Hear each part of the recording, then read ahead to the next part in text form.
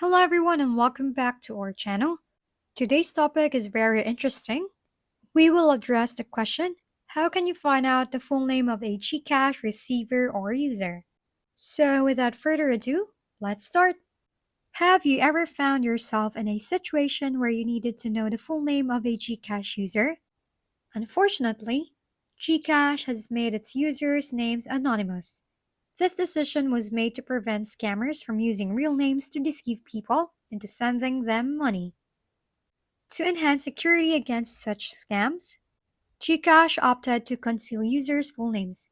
A second article further confirms this, stating that due to the increasing number of scam text messages using users' names, GCash has taken the step to hide users' full names.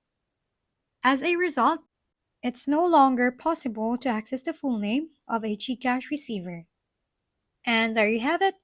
I hope I have explained it well. Thank you for watching. We hope this video helped you figure things out. If we've been helpful, kindly give us a thumbs up. And don't forget to hit the subscribe and bell button for more contents. For any questions and suggestions, comment down below.